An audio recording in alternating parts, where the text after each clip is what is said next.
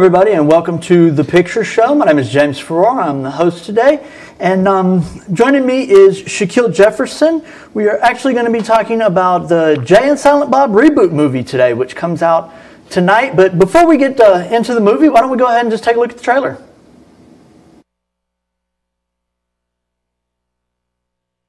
All right, I know you're in there. Come out right now. Stop the plans.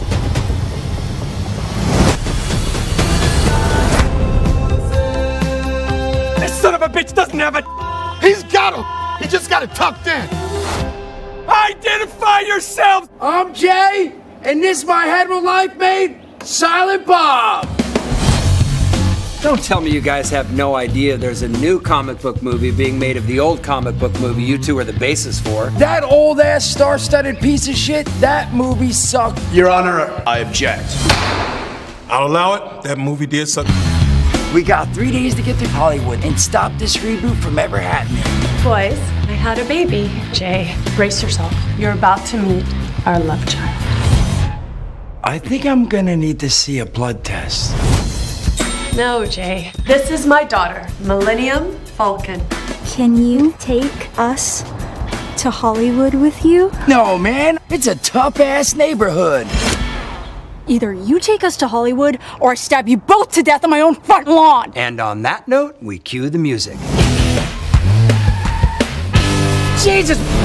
I'm glad you guys are smoking back there. I was driving someone about a week ago, and he took a big shit. You have no idea how hard it is to get the smell out of pleather. Yo, Methods, let's do this.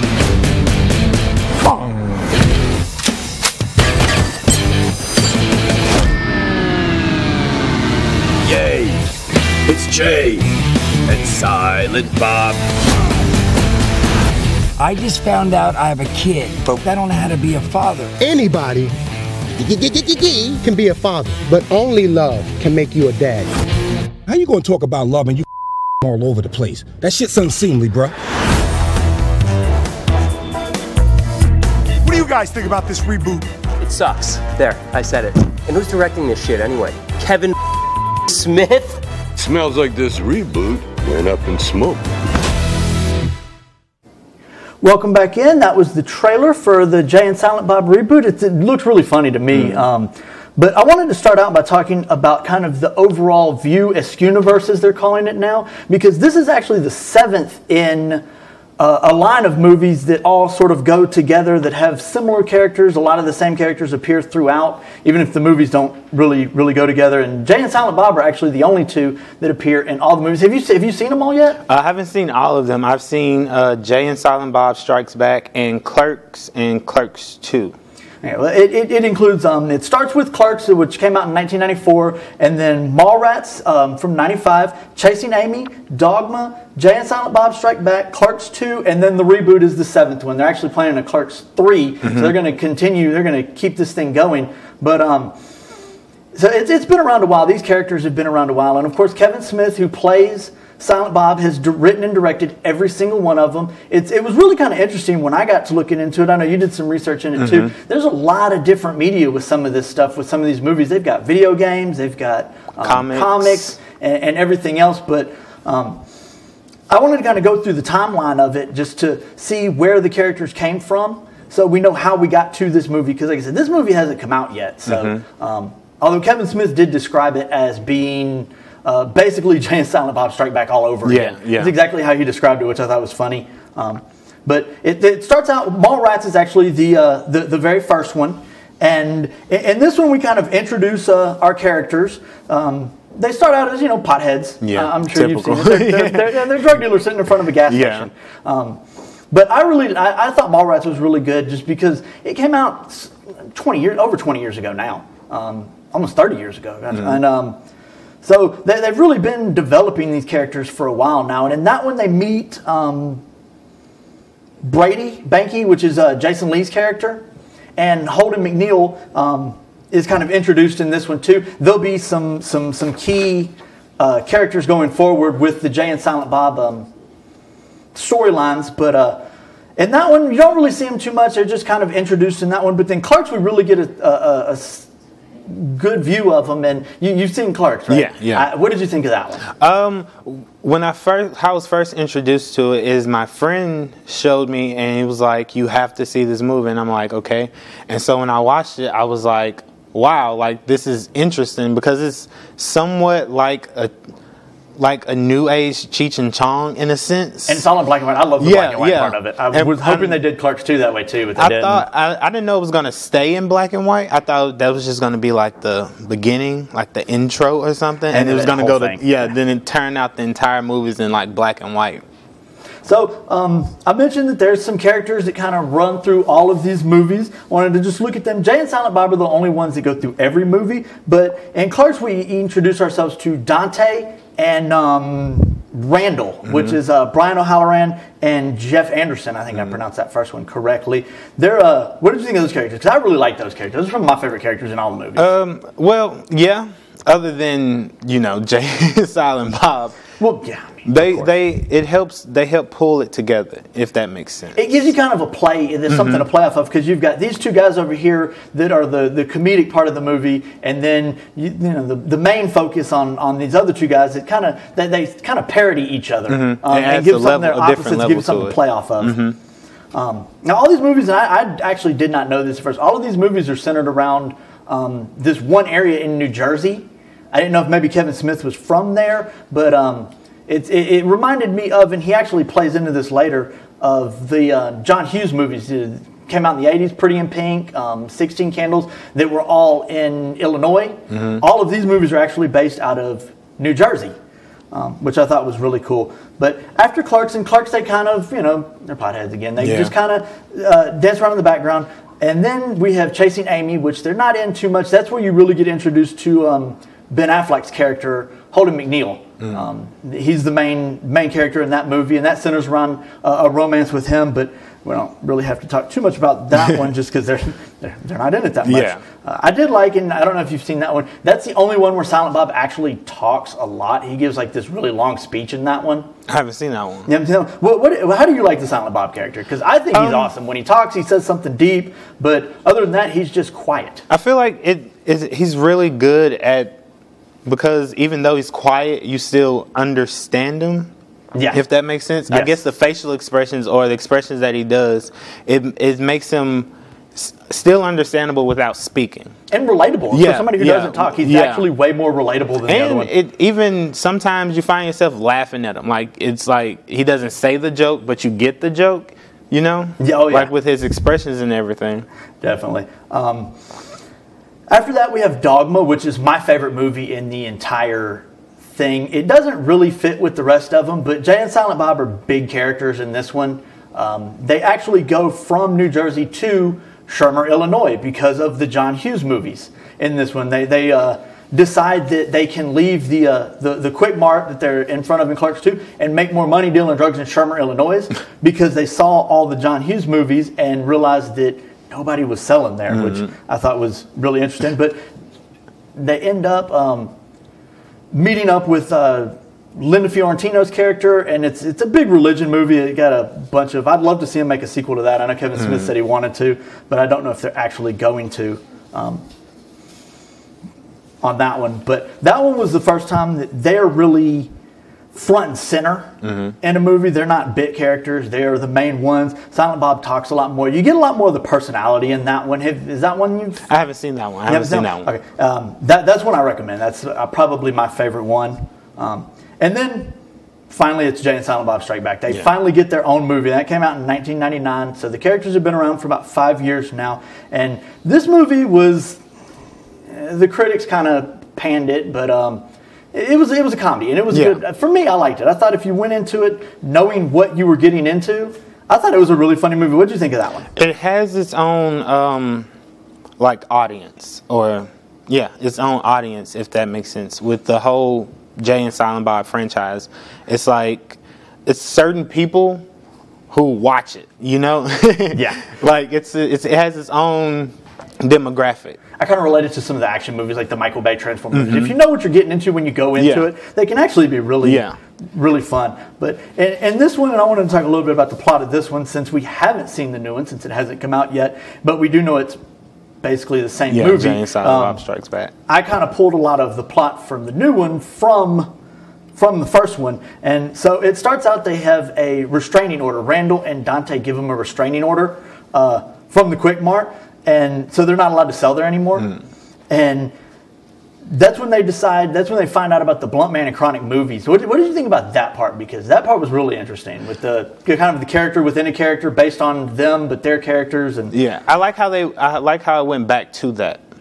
Even if you've only seen that one, you know where it goes, like where the movie, like the transitions and everything, where it's gonna go with the reboot, and it gives. How can I say it? Because I want to say the wrong thing. It makes it. I don't want to say more interesting, but it gives you something to hang on to, rather than coming into something new. I see what you're saying. And this is actually the first one where they start to play off of what's going on in real life, which is something I do want to talk about later, because Kevin Smith in a lot of his movies does that. But right now, actually, we are going to take a break, and when we come right back, we will be talking a little bit more about Jay and Silent Bob. The best cancer care starts with the best cancer information. Cancer.net, the award-winning patient information website of the American Society of Clinical Oncology, empowers patients, families, and caregivers by providing timely, oncologist-approved information and resources right at their fingertips. Cancer.net offers comprehensive information on more than 120 types of cancer, side effects, coping, caregiving, clinical trials, and much more. Cancer.net also features a blog, videos, podcasts, and a mobile app. The site is designed to help people with cancer better understand the disease, from diagnosis and treatment through survivorship. You could just rely on Cancer.net. It has very accurate information that can give you hope. It's been a great, great resource. For more information, visit Cancer.net and find us on Facebook, Twitter, and YouTube. Cancer.net is supported by the Conquer Cancer Foundation. Hey guys, it's Melanie Flores with this week's Streaming DVD. New to Netflix, we have Dark Crimes, starring Jim Carrey and Charlotte Gainsbourg. A hard-boiled detective becomes suspicious of an author when the incidents disturbed in his hit novel resemble the inner workings of an unsolved murder. Also coming to Netflix, we have Sinister 2, starring James Razzone and Shannon Sossamon. A young mother and her twin sons move into a rural house that's marked for death. New to Hulu, we have Wounds, starring Zazie Beetz and Dakota Johnson. Disturbing and mysterious things begin to happen to a bartender in New Orleans after he picks up a phone left behind at his bar. New to DVD, we have 3 from Hell, starring Sherry Moon Zombie and Bill Moseley. After being imprisoned for 10 years, the Devil Rejects are back at it again. The Rejects make their way down the road into Mexico, killing countless people in their way. Next up, we have Crawl, starring Kayla Scodelario and Barry Pepper. A young woman, while attempting to save her father, during Category 5 hurricane, finds herself trapped in a flooding house and must fight for her life against alligators. Well, that's all we have for this week's Streaming and DVD. I'm Melanie Flores. Let's get you back to the picture show. Welcome back to Picture Show. Again, I'm James Farrar. Joining me today is Shaquille Jefferson, and we are talking about the Jay and Silent Bob reboot, which means we also are kind of talking about Jay and Silent Bob Strike Back and the other View Askew movies. Now, before we left, we had just started talking about how Kevin Smith plays off of reality in a lot of the movies, and Jay and Silent Bob Strike Back is the first time you really kind of see that, because he has the Blunt Man and Chronic characters, which are a comic book, which are becoming a movie, which is exactly what Jay and Silent Bob did with him. It was, a comic that became a movie. It kind of parallels real life, and he does that a lot in these movies. He also does a lot of pop culture references, which I thought was really interesting. What are the pop culture references that you noticed in this one? Well, in the reboot trailer, when at the beginning when they run out of the dispensary, it's like a Silence of the Lamb reference when he pulls his pants down. It's the second time he's done that dance. Yeah. Actually, he did that dance in Clerks 2 as well. And another one is when Jay and Silent Bob Strikes Back, dang it, what is it? I just had it at the tip of my tongue. I forgot it. The whole end scene is a play off Star Wars. And I like that those little Easter eggs are in there somewhat. Yeah, he doesn't even hide him either. Like it was Mark Hamill who plays, Luke Skywalker in Star Wars, was playing the bad guy in the movie that they were filming in the movie. It's a movie within a movie on that one. I'm not going to say his name just because it's not really appropriate for TV, but yeah, and then they do this lightsaber type fight scene at the end, which is he does that on a lot of his movies. But in this one, they're going to Hollywood, so there's a Blunt Man and Chronic movie, which they find out are characters that are based on them, that Holden McNeil, which is the Ben Affleck character, and Banky Brody that we had met in a couple movies earlier, wrote. And they want their money is how it starts out. They want to get their rights because they're using basically their names and likenesses for these other characters, and they're making a movie about it. But we end up meeting the jewel heist. Do you remember the what was it? Missy, Chrissy, Sissy, and Justice. Yeah, they were my favorite ones, but I was an Eliza Dushku fan, and she was the leader of that group. So, but we meet them, and they're jewel thieves that are playing off. What was it? Animal liberators, and they get roped into this whole little side thing, and that's how they get the orangutan, which I thought was really, really fun because that's when you meet Will Ferrell's character, which is probably one of my favorite characters in this movie. Marshal, was it Federal Reserve or Federal Wildlife Marshal Willenholly, and I believe that's actually one of the characters, very similar to the character he plays in Land of the Lost later on. But they get to Hollywood eventually, and they're trying to stop this movie, and that's kind of what they are doing in this one too. So in the reboot, they find out that there is a Blunt Man and Chronic reboot movie called Blunt Man vs. Chronic, which is again play off Batman vs. Superman because Kevin Smith's a big comic book nerd, so he loves doing that sort of stuff. And of course, they're going to go to LA to stop the movie. Again, it's the exact same plot. But this time, instead of running into the group of girls, they run into Justice, which was one of the girls from the first movie. Jay's girlfriend that went to jail at the end of the first movie. And we find out that Jay has a love child that he never knew about, which played by Harley Quinn Smith, which is Kevin Smith's daughter. Which, how awesome is that? He named his daughter Harley Quinn. Yeah, I thought that too. I love that. But doesn't tell her. I know from just what I've read that she doesn't find out until later on in the movie that it's his daughter, or that she's his daughter. But she joins them, and they get out to L.A. And this is where we get a lot of the cameos and the guest stars. Which, have you seen the list of guest stars for this movie? Yeah. It's a lot, from Method Man to Redman. Rosario Dawson is in it. And she's in a lot of them too. Yeah, she plays a different character in all of them. But it's Val Kilmer's in it. Tommy Chong is in it. Justin Long. I think Joe Manganiello plays a sheriff. They actually found footage of Stan Lee from an old Comic-Con, and so Stan Lee is in this movie. Yeah, he passed away like a year ago now. But this is where you really see, and that's what they did in the first movie too, with all the cameos and the guest appearances, which I really like. But they get out to Hollywood, and then we get Matt Damon comes in, and Ben Affleck, which is the same thing they did in the first movie. I don't know if you remember that part. They're doing Good Will Hunting 2 hunting season. And then they've got Blunt Man and Chronic are played by, and they reappear in this one too, is Jason Vanderbeek and Jason Biggs from American Pie. So they're making cameo appearances as well. They get out to Hollywood and they go to stop the movie, just like they did in the first one. And a big fight battle ensues. And it turns out his daughter has a best friend who is a Russian spy. It gets really complicated after that. The daughter's friend is a Russian spy who's sent to stop movies or something like that. So I'm real interested to see how they do it. But I think that's kind of where the similarities end between the two movies.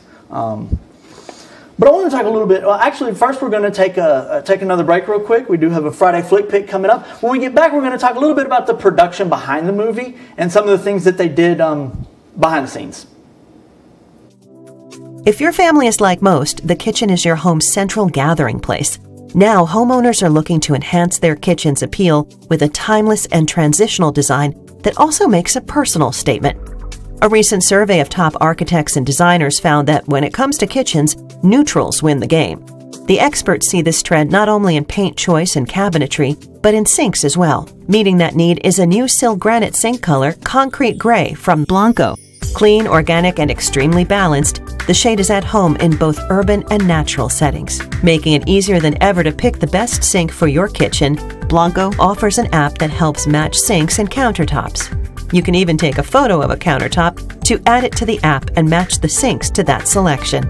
As for the kitchens of tomorrow, the designers predict smart appliances controlled by smartphones and an edgy technology-based look.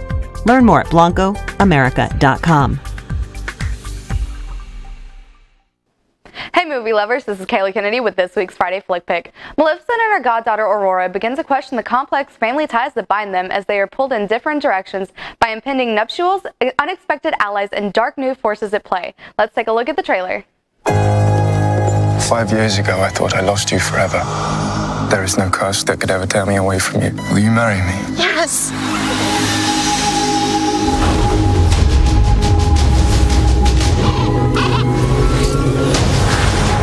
Mistress, I have a little bit of news. Don't ruin my morning.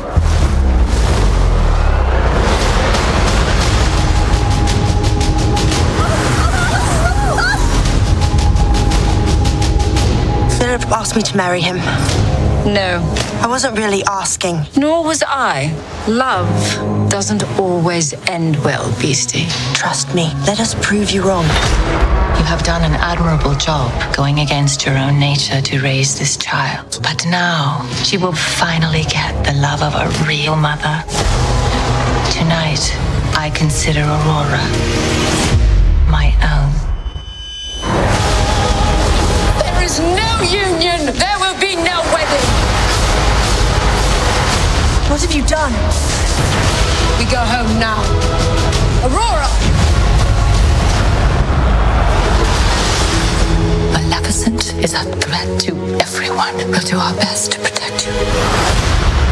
Well, well. One can never be too careful.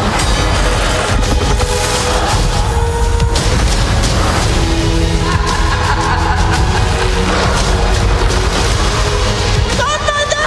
This isn't you. You do not know me.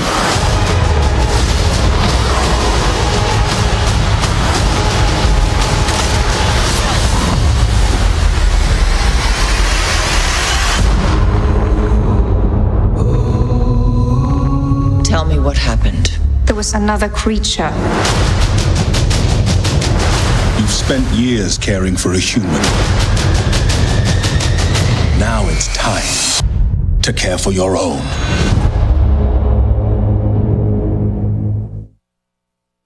That movie looks amazing. I'm Kayla Kennedy. Let's get you back to the picture show. Welcome back into the picture show. Again, I'm James Farrar, joined by Shaquille Jefferson today, and we've been talking about the View Askew universe and the Jay and Silent Bob reboot, which I don't know how much more we can really say about that just because it has not come out yet. So I wanted to talk a little bit about some of the behind-the-scenes stuff with this one, because a lot went on behind the scenes on this one. I don't know if you know, but all of the other movies were actually produced by the Weinstein Company and Harvey Weinstein. So this is the first movie since all of that happened that's not being produced by that company. So that's they had some interesting some interesting problems getting it made, and with the advertising, because I haven't really seen. I don't know how much TV you watch. Yeah, like I haven't seen. I didn't even know that they were doing the advertising's almost been non-existent for this one, and that probably has something to do with the change in production companies. But they did all of their filming in New Orleans for this one, which is a first. They've normally filmed in Minnesota, I think. Then they did a movie release tour, which is what I wanted to talk about, which, normally when a movie comes out, the actors or the directors, the big names will go on the talk shows and make the rounds, that sort of thing. Well, what they did is they went on like a Comic-Con style panel tour through different cities with Jason Mewes, Kevin Smith, and I think Ben Affleck made a couple of appearances at some. Some of the other smaller characters made some appearances. But from what I was reading, it was kind of a first of its time thing, and they were thinking maybe more people are going to do this. What would you like that better? Like, would you prefer the talk show thing, or would you actually go to like a panel type thing and learn about it? I would actually go to the panel before viewing into the talk show, because it's more up close and personal. And it's Q&A. You get to ask questions. You get to ask the question. rehearsed and all that. Now, this movie has gotten horrible reviews so far. It's got a 46 on Rotten Tomatoes and like a 4 out of 10 on IMDb. And we talked about it a little bit at the beginning. I kind of like these movies. I think if you go into them knowing what you're getting yourself into and you're not expecting, Schindler's List, I think they can be funny. It's made for a certain audience. It's not made for everyone, and it's just geared towards certain people. Yeah. Anybody that gives it a 4 out of 10, I probably shouldn't have gone in. They probably didn't know what they were getting into to begin with. The last thing I want to talk about, and this is just kind of a Kevin Smith thing, because he does have a lot of the same actors in all of his movies, and Ben Affleck is one of them. I didn't know, and I had found out on this one, that before this movie, they actually had a falling out. They haven't spoken in almost a decade before this movie, and this movie is what really brought them back together, Kevin Smith and Ben Affleck, which I thought was really cool. Kevin Smith said it was because he told too many stories about his famous friend. I'm thinking he probably got him in trouble. Yeah. But that's going to be all the time that we have for today. Thank you to Shaquille for joining us. Again, I'm James Farrar. If you want to see the movie, it actually comes out at Tinseltown and Boardwalk both at 7 o'clock tonight. They're doing a special double feature with Jay and Silent Bob Strikes Back, and then the premiere of Reboot. And then I think it starts regular showings Friday all day at both theaters. So I'm going to go check it out. I think it's going to be funny. I don't know about anybody else, but I'm looking forward to it. Be sure to join us next week when I'll actually be back. Paige Werner is going to be joining me next week. We're going to be talking about Zombieland Double Tap, so I'm really excited for that one. I think that's going to be a good show. Thank you so much for tuning in. Shaquille, thank you for... Did you want to add anything else? Go see it. I say go see it. I feel like everyone, just go see it. With no expectations. I mean, I don't know what else to add to that. So I'm going to say thank you for joining us, and my name is James Farrar, and we will see you next time.